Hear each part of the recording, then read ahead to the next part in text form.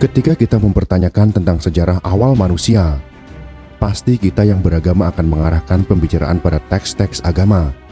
Tentu agama adalah keyakinan yang tidak bisa kita lepaskan sebagai jati diri kita, apalagi di dunia timur. Berbagai agama menjawab proses penciptaan manusia. Secara umum agama Samawi memiliki keyakinan yang kurang lebih sama tentang penciptaan awal manusia, yaitu berawal dari penciptaan Adam dan kemudian Hawa. Karena berbagai peristiwa, akhirnya Adam dan Hawa diturunkan ke bumi atau dikeluarkan dari taman surga dan menjadi beranak pinak seperti sekarang ini yang jumlahnya lebih dari 7 miliar populasinya. Pada teks kuno Jawa dikatakan bahwa awal mula kehidupan diawali dengan kisah yang menarik. Ada sebuah pulau yang dikenal dengan nama Pulau Jawa. Belum berpenghuni dan pulau itu tidak stabil, selalu tergoncang, mirip batu apung yang terombang-ambing di atas perairan. Dari kondisi itu, pulau tak berpenghuni tersebut membutuhkan gunung untuk ditancapkan agar menjadi stabil keadaannya. Akhirnya para dewa bersepakat mengangkat puncak gunung Mahameru dari India untuk ditempatkan di sebelah barat Pulau Jawa. Namun yang terjadi adalah Pulau Jawa jadi miring ke arah barat dan bagian timur terjungkit ke atas. Kemudian para dewa memindahkan gunung tersebut ke arah timur. Selama perjalanan ternyata banyak bagian gunung itu tercecer sepanjang perjalanan, sehingga terciptalah Gunung Lawu, Gunung Wilis, Gunung Kelut, Gunung Kawi, Gunung Arjuna, Gunung Komukus, dan terakhir menjadi Gunung Semeru. Setelah kejadian tersebut, Pulau Jawa menjadi stabil dan tidak tergoncang lagi.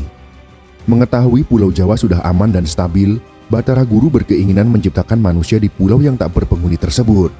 Untuk itu dia memerintahkan Batara Brahma dan Batara Wisnu untuk menciptakan manusia. Mereka menciptakan manusia dari tanah yang dikepal-kepal lalu dibentuk manusia berdasarkan rupa dewa. Brahma menciptakan manusia laki-laki dan Wisnu menciptakan manusia perempuan. Yang kemudian kedua manusia ciptaan para dewa tersebut dipertemukan dan mereka hidup saling mengasihi serta menghasilkan keturunan yang sekarang sangat melimpah ruah. Narasi penciptaan manusia seperti kisah yang berasal dari tanah Jawa ini tentu ada yang mempercayainya, karena keyakinan dan kepercayaan adalah ciri khas manusia. Manusia akan menjawab sesuatu dengan jawaban instan untuk menjawab sesuatu yang tidak mereka pahami. Lalu bagaimanakah penjelasan secara sains tentang awal mula terciptanya manusia menjadi seperti saat ini? Dalam perspektif sains tentunya, karena saintis tidak akan menerima cerita atau kisah manusia pertama di Pulau Jawa, seperti yang sudah kita singgung tadi.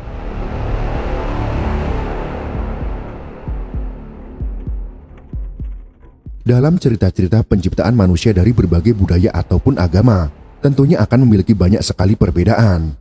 Yang menjadi orang tidak suka dengan penjelasan ilmiah adalah karena penjelasan ilmiah tentang manusia tidak sesuai dengan keyakinan yang kita yakini. Saran dan masukan untuk kita yang ingin belajar berpikir terbuka adalah jangan mencampurkan kedua penjelasan yang berbeda ini. Pisahkan antara keyakinan dan penjelasan sains, biarkan keduanya berjalan di ranahnya masing-masing. Maka kita akan mendapatkan informasi yang akan membuat kita paham. Sains atau ilmu pengetahuan itu jauh dari nilai baik atau buruk. Sains murni tidak ada tendensi apapun, tidak baper, dan apa adanya. Jika penjelasan sains di kemudian hari terbukti ada yang lebih benar dan terkonfirmasi, maka tanpa ragu narasi yang lama akan ditinggalkan dan segera dipakai narasi yang baru. Contohnya dalam matematika, jika 2 tambah 2 sama dengan 4, maka jawaban 4 itu tidak ada nilai baik atau buruk. Karena begitulah sains menjawab. Dalam biologi juga demikian. Ketika singa memangsa kijang, apakah singa dikatakan jahat? Tentu tidak, karena penjelasan biologi memang begitulah rantai makanan bekerja. Hanya manusia yang menyebut dan melabeli si A jahat dan si B baik. Manusia memang suka membuat narasi seperti itu dengan standar kebaikan ada pada dirinya. Yang menguntungkan bagi dirinya itulah yang dikatakan baik. Akhirnya singa dikelompokkan dalam kelompok binatang buas. Padahal manusia lebih buas daripada singa. Bagaimana tidak, singa hanya memakan kijang dan hewan herbivora sejenisnya, sedangkan manusia memakan segalanya. Tumbuhan dimakan, hewan dimakan, jamur dimakan, bahkan bakteri juga dimakan. Dalam ilmu biologi, sesuatu yang wajar jika binatang karnivora atau omnivora mempertahankan hidupnya dengan cara mengambil kehidupan makhluk lain. Seperti singa tadi contohnya, dia mengambil kehidupan kijang untuk mempertahankan spesiesnya. Bagaimanakah dengan manusia? Sebenarnya jika kita boleh jujur, manusia sama saja dengan binatang tadi. Manusia mempertahankan kehidupannya dengan mengambil kehidupan makhluk lain. Buktinya tadi kita sarapan atau makan siang menggunakan apa? Jika makan nasi, Artinya kalian sudah membunuh kehidupan padi-padian. Lau ayam atau ikan yang kalian makan adalah makhluk yang tentunya ingin hidup seperti kita. Tapi karena kita tidak mau mati, makanya kita bunuh mereka dan mengkonsumsi dagingnya. Sayur yang kita makan, bayam, kangkung, sawi dan lain sebagainya adalah tumbuhan yang dicabut kehidupannya oleh kita. Jika tidak mencabut kehidupannya, minimal kita menyiksa hewan atau tumbuhan itu untuk kita manfaatkan hasil produksinya seperti buah dan susu. Untuk apa semua itu kita lakukan? Sama seperti singa tadi, semua itu kita lakukan untuk mempertahankan kehidupan kita dan spesies kita agar tidak punah. Jadi bagaimanakah sejarah umat manusia menurut sains? Bagaimana proses terciptanya manusia dan peradabannya? Kita akan coba membahasnya dalam narasi video ini. Ingat, jangan baper dengan penjelasan sains, cukup tahu saja, agar kita mengerti hal lain yang berada di sudut posisi yang berbeda. Silakan siapkan mental dan iman kalian.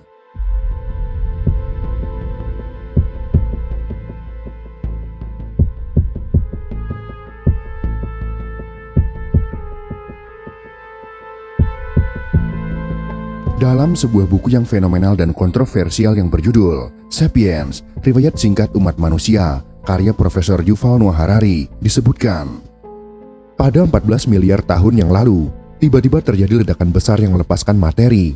Inilah awal mula zat, energi, waktu dan ruang tercipta. Yang awalnya tidak ada menjadi ada. Peristiwa ini dikenal dengan Big Bang atau ledakan besar. Teori yang sementara ini diterima oleh para saintis dalam menjelaskan terciptanya alam semesta.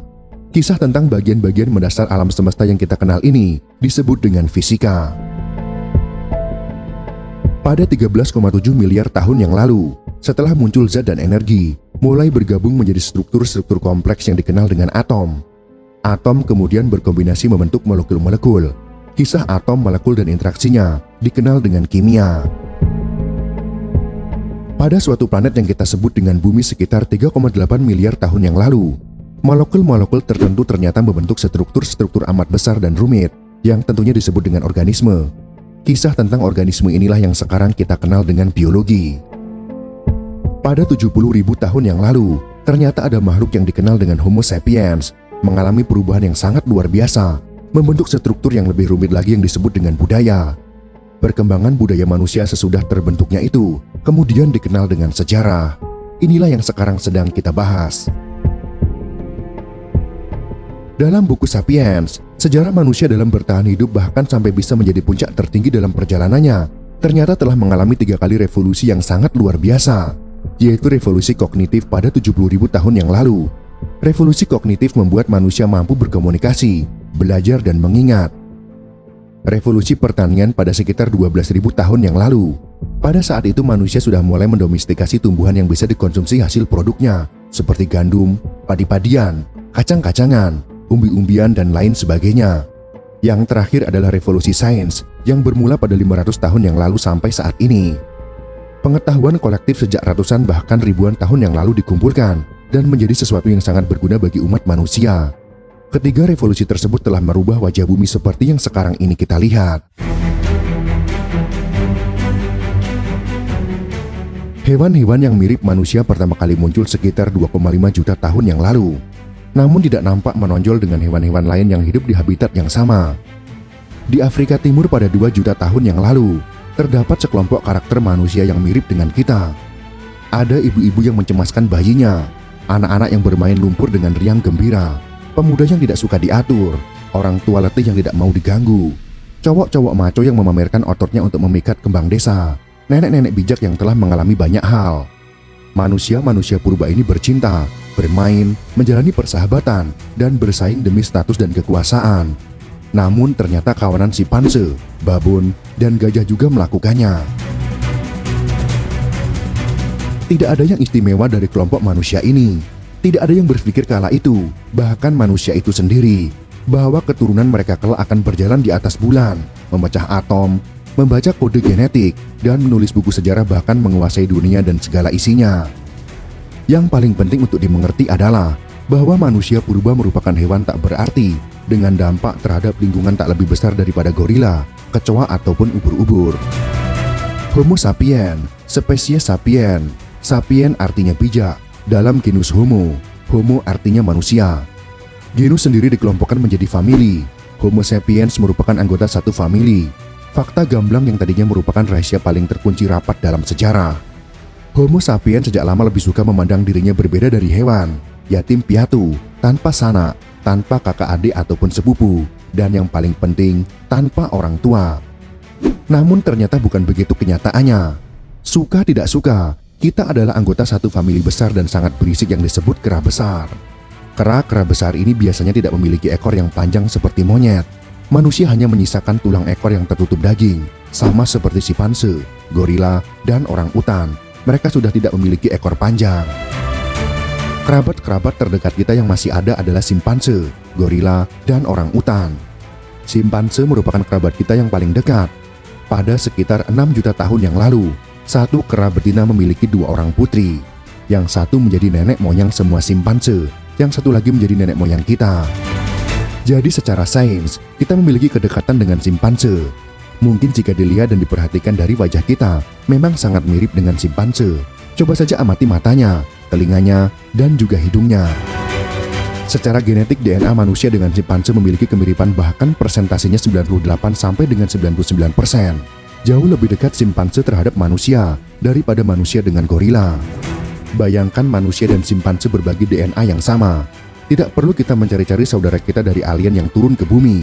Ternyata saudara kita masih ada bergelantungan di pohon-pohon di benua Afrika. Menjalani kehidupan persis seperti yang kita lakukan, berkelompok, berpolitik, berperang antar kelompok, merayakan kemenangan ketika berhasil membunuh lawan, memperluas wilayah teritorial mereka, bercinta, bermain, bersahabat, dan lain sebagainya. Manusia pertama kali berevolusi di Afrika Timur sekitar 2,5 juta tahun yang lalu, dari satu genus kera yang lebih tua, yaitu Australopithecus, yang berarti kera selatan. Pada sekitar 2 juta tahun silam, sebagian laki-laki dan perempuan purba meninggalkan tanah air mereka untuk menempuh perjalanan melalui Afrika Utara, Eropa, dan Asia, serta bermukim di wilayah-wilayah itu. Manusia purba itu beradaptasi menyesuaikan wilayah yang mereka tempati. Seperti di Eropa yang dingin bersalju, tentu saja berbeda arah evolusinya dengan manusia yang hidup di hutan tropis Indonesia. Manusia di Eropa dan Asia Barat berevolusi menjadi Homo neanderthalensis, yaitu manusia dari lembah Neanderthal, atau lebih populer disebut dengan Neanderthal saja. Tubuh mereka menjadi lebih gempal dan berotot daripada Homo sapiens, teradaptasi dengan baik untuk iklim zaman es di Eurasia Barat. Sedangkan mereka yang hijrah ke timur Asia menjadi Homo erectus, atau manusia tegak, yang bertahan hidup selama nyaris 2 juta tahun, menjadikan Homo erectus sebagai spesies manusia yang bertahan hidup paling lama. Kita belum tentu masih ada untuk 1000 tahun dari sekarang. Bisa jadi kita akan punah. 2 juta tahun itu benar-benar tidak tergapai oleh kita. Di Indonesia, tepatnya di Pulau Jawa, hidup Homo soloensis, manusia dari lembah Solo yang cocok untuk hidup di wilayah tropis. Di Pulau Flores hidup Homo floresiensis yang ukuran fisiknya lebih kecil. Manusia pertama kali mencapai Pulau Flores saat air laut sedang luar biasa rendah, dan pulau tersebut dapat dengan mudah dicapai dari benua. Ketika permukaan laut kembali meninggi, sejumlah manusia terperangkap di pulau itu. Ternyata pulau tersebut tidak kaya akan sumber daya. Manusia-manusia besar yang membutuhkan banyak makanan musnah terlebih dahulu. Kawan-kawan mereka yang berukuran lebih kecil ternyata dapat bertahan dengan lebih baik. Selama bergenerasi-generasi, akhirnya manusia Flores menjadi kata yang tingginya tidak lebih dari 1 meter saja dan berbobot tidak lebih dari 25 kg. Semakin hari semakin banyak fosil manusia purba ditemukan. Di Siberia ditemukan Homo denisova, Homo rudolfensis ditemukan di Kenya, Afrika, Homo ergaster juga ditemukan di Afrika, dan masih banyak lagi fosil manusia lain di seluruh dunia yang mungkin akan ditemukan di masa-masa yang akan datang. Kesalahan kita tentang memahami evolusi adalah menganggap evolusi manusia berjuta-juta tahun berbentuk linier, tersusun atas garis lurus dari ergaster menjadi erectus, terus menjadi Neanderthal, dan Neanderthal berevolusi menjadi kita. Ini adalah pemahaman yang keliru. Sebenarnya yang benar adalah sejak 2 juta tahun yang lalu sampai sekitar 10.000 tahun silam, planet ini adalah rumah bagi beberapa spesies manusia sekaligus. Bumi ratusan ribu tahun yang lalu diinjak oleh setidaknya 6 spesies manusia yang berbeda. Yang harusnya menjadi janggal dan barangkali bisa menjadi bukti kejahatan kita, justru kesendirian kita sekarang, bukannya keragaman spesies manusia seperti masa lalu. Selama jutaan tahun manusia berburu makhluk-makhluk yang lebih kecil dan mengumpulkan apa yang mereka bisa, sekaligus menjadi buruan pemangsa yang lebih besar.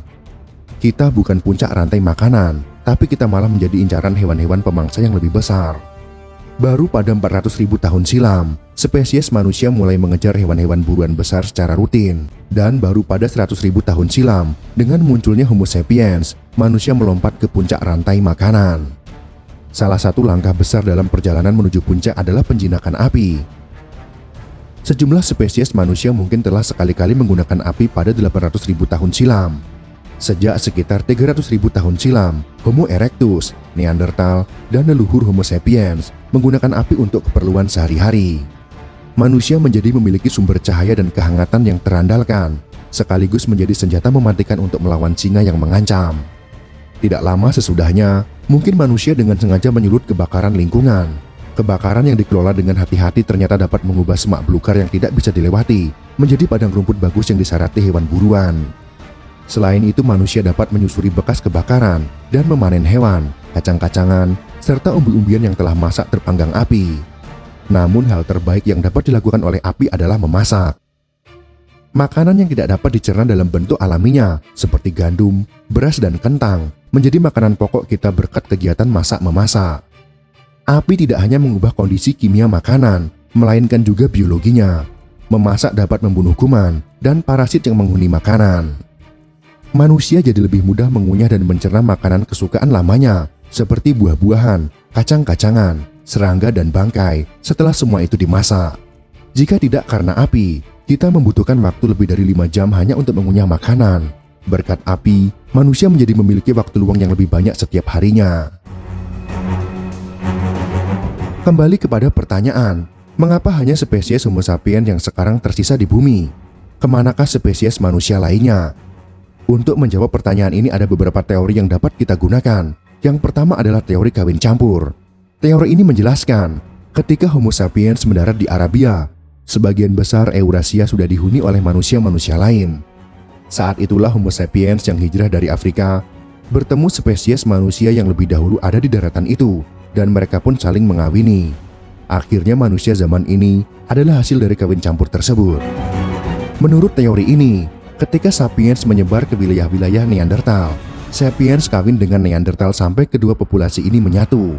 Jika teori ini benar, maka orang-orang Eurasia masa kini bukanlah sapiens murni. Serupa juga dengan itu, ketika sapiens mencapai Asia Timur, mereka kawin campur dengan Homo erectus setempat, sehingga orang-orang Tiongkok dan Korea adalah campuran sapiens dan erectus. Pandangan sebaliknya disebut dengan teori penggantian. Teori ini mengisahkan dengan sangat berbeda dengan teori kawin campur. Kisah tentang ketidakcocokan, rasa jijik, bahkan genosida. Menurut teori ini, Homo sapiens dengan spesies manusia lainnya memiliki anatomi yang sangat berbeda. Karena anatominya berbeda, maka kemungkinan cara kawinnya juga berbeda. Bahkan bau tubuhnya berbeda. Bila ada seorang yang sangat tampan dari Neanderthal bertemu gadis cantik dari sapiens dan saling jatuh cinta, mereka tidak dapat menghasilkan anak-anak yang subur karena jurang genetik yang memisahkan kedua populasi itu sudah tidak bisa lagi diseberangi. Kedua populasi itu tetap terpisah. Ketika Neanderthal punah atau dihabisi, gen-gen Neanderthal pun ikut musnah. Menurut pandangan ini, Homo sapiens menggantikan semua populasi manusia terdahulu tanpa menyatu dengan mereka.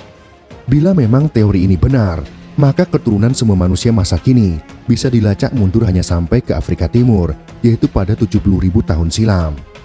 Kita semuanya yang hidup di bumi yang populasinya lebih dari 7 miliar ini merupakan sapien murni. Ada pertanyaan lagi, bila Neanderthal, Denisova, dan spesies-spesies manusia lain di bumi tidak melebur dengan Homo sapiens, mengapa mereka semua musnah? Salah satu jawabannya yang mungkin adalah Homo sapiens mendorong mereka menuju kepunahan.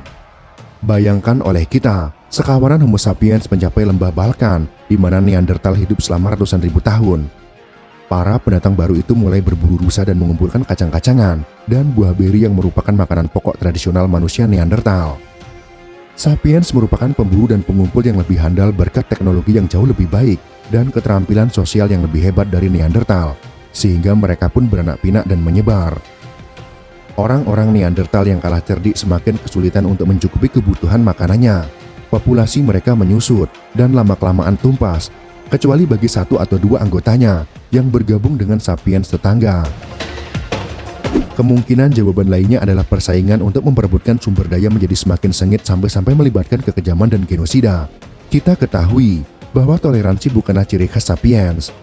Pada zaman modern ini, perbedaan kecil dalam hal warna kulit, logat, ataupun agama sudah cukup untuk memicu sekelompok sapiens untuk berupaya memusnahkan kelompok lainnya. Apakah kiranya sapiens purba lebih toleran kepada spesies manusia lain yang sepenuhnya sangat berbeda? Boleh jadi ketika sapiens berjumpa Neanderthal, hasilnya adalah kampanye pembersihan etnis pertama dan terpenting dalam sejarah dunia. Terlepas apakah Homo sapiens bersalah atau tidak, tak lama setelah mereka tiba di wilayah yang baru, populasi manusia lainnya langsung punah. Homo soloensis musnah pada 50.000 tahun yang lalu. Homo denisova lenyap tak lama sesudahnya. Manusia Neanderthal pamit kira-kira 30.000 tahun silam. Dan manusia Katai terakhir musnah dari Pulau Flores sekitar 12.000 tahun silam. Mereka hanya meninggalkan tulang, alat batu, sedikit gen dalam DNA kita, dan masih banyak pertanyaan yang belum terjawab. Manusia yang disebut Homo sapiens menjadi satu-satunya spesies manusia yang terakhir.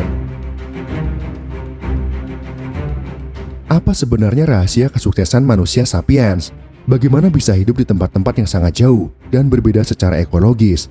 Mengapa kita mendesak semua spesies manusia kecuali kita menuju kepunahan? Mengapa bukan manusia Neanderthal yang kuat, cerdas, dan tahan dingin yang bertahan dari serangan hebat kita? Jawaban yang paling mungkin adalah hal yang memungkinkan perdebatan itu sendiri. Homo sapiens menaklukkan dunia terutama berkat bahasanya yang unik. Bahasa inilah yang digunakan untuk berkomunikasi, bernarasi, berkhayal, membuat aturan, dan lain sebagainya. Kemampuan ini tidak dimiliki oleh manusia lainnya. Sejarah pun membuktikan, dengan kemampuan bernarasi, manusia menjadi penakluk dunia dan menjadi puncak dalam rantai makanan. Apa yang tidak menggunakan narasi di kehidupan kita? Semua menggunakan narasi. Mobil, televisi, motor, pesawat terbang, dan alat lainnya pasti mempunyai manual book yang berisi narasi petunjuk penggunaan. Di sekolah, kampus, rumah sakit, ada narasi yang digunakan. Di rumah sakit ada SOP yang juga merupakan sebuah narasi. Bahkan semua negara di bumi ini menggunakan fiksi yang berbentuk narasi untuk menyatukan jutaan umat manusia, tentunya untuk bekerja sama. Walaupun jutaan manusia itu tidak saling mengenal satu sama lainnya.